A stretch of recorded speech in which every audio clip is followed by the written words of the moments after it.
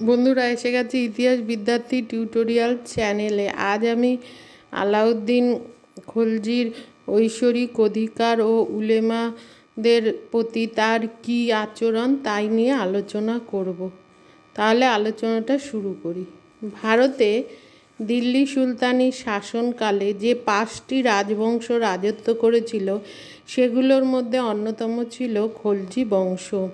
এই বংশের প্রতিষ্ঠাতা ছিলেন জালালউদ্দিন ফিরোজ খলজি এবং শ্রেষ্ঠ সুলতান ছিলেন তার ভ্রাতুষ্পুত্র আলাউদ্দিন খলজি। তিনি 1296 খ্রিস্টাব্দ থেকে 1316 খ্রিস্টাব্দ পর্যন্ত রাজত্ব করেন।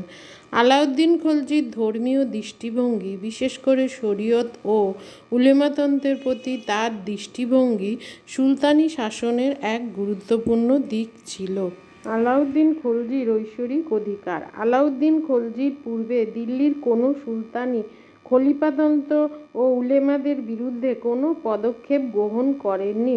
আলাউদ্দিন খলজি নিষ্ঠুর হত্যাকাণ্ডের দ্বারা সিংহাসনে বসলেও তিনি শাসন ব্যবস্থায় বিশেষ দক্ষতার পরিচয় দেন।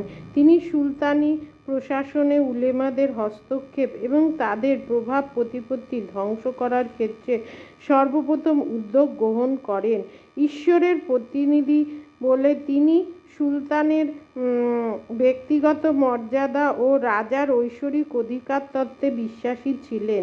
দিল্লির সুলতানি রাজতন্ত্রকে তিনি একটি স্বনির্ভর ও লৌকিক নিয়ন্ত্রণমুক্ত প্রতিষ্ঠানে পরিণত করার উদ্যোগ নেন। তিনি নিজেকে সর্বশক্তিমান ঈশ্বরের প্রতিনিধি বলে মনে করতেন। তার মতে রাজা স্বয়ং সকল পার্থিব শক্তির নিয়ন্ত্রণের ঊর্ধ্বে। তিনি মনে করতেন যে সুলতান অতুলনীয় এবং রাষ্ট্রের সকল মানুষ তার ভৃত্য বা প্রজা। তার মতে প্রজাই হলেন রাষ্ট্রের সকল শক্তির আধার। রাজার আত্মীয়তার বন্ধন তিনি অস্বীকার করেন। এর সিংহাসনের মর্যাদা। আলাউদ্দিনের সিংহাসনের মর্যাদা কিভাবে স্থাপন করেন?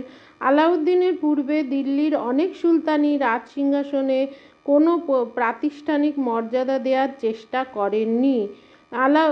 আলাউদ্দিন খলজি হলেন দিল্লির প্রথম সুলতান যিনি রাজ সিংহাসনকে একটি পৃথক প্রাতিষ্ঠানিক মর্যাদা দেওয়ার চেষ্টা করেন।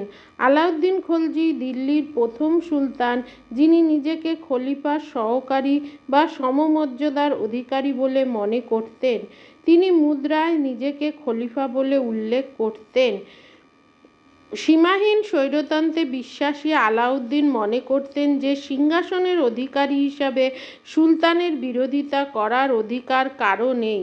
ফরাসি সম্রাট চতুর্দশ লুই যেমন বলতেন যে আমিই রাষ্ট্র, তেমনি আলাউদ্দিন খলজিও মনে করতেন যে রাজাই হলেন রাষ্ট্রের সকল শক্তির উৎস। তার ইচ্ছাই হলো রাষ্ট্রের আইন। তাকে নিয়ন্ত্রণ করার ক্ষমতা কারোর নেই, কোনো পার্থিব শক্তিরও নেই। তিনি বিভিন্ন উলেমাদের বিরুদ্ধে বিভিন্ন পদক্ষেপ গ্রহণ করেন। সেগুলো কি? তিনি উলেমাদের ক্ষমতা ও আধিপত্য ধ্বংস করার জন্য উলেমাদের ক্ষমতার সীমা নির্দিষ্ট করে দেন। তিনি শরীয়তি কর ব্যবস্থা বাতিল করে বিভিন্ন নতুন কর আরোপ করেন। তিনি রাষ্ট্রের কাজকর্মকে উলেমাদের কাজকর্ম থেকে পৃথক করেন এবং শাসন কার্যে উলেমাদের পরামর্শ এবং শরীয়তের বিধান সম্পূর্ণ উপেক্ষা করেন। আলাউদ্দিন অভিজাত আমির ওমরাহদের ক্ষমতাও খর্ব করেন।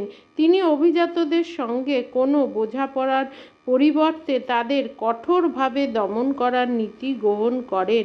তিনি অভিজাতদের তার অনুগত ভৃত্য বলে মনে করতেন।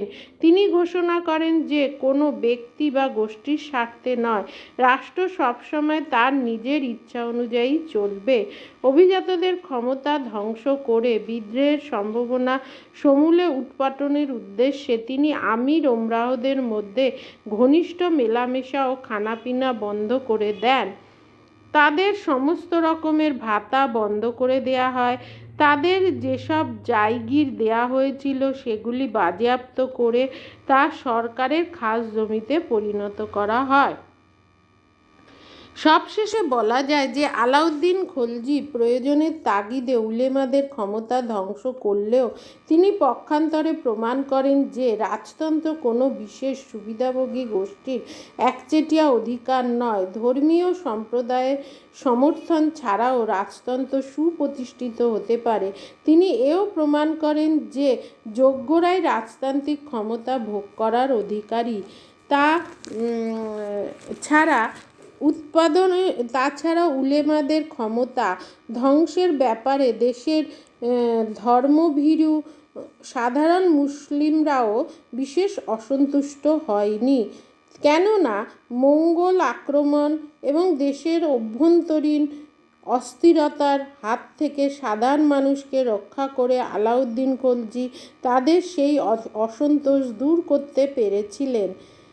আদর্শের উপর ভিত্তি করে আলাউদ্দিন ধর্মনিরপেক্ষতা নীতি গ্রহণ করেননি। হিন্দুদের বিরুদ্ধে তিনি মাঝে মধ্যে উলেমাদের পরামর্শ গ্রহণ করতেন।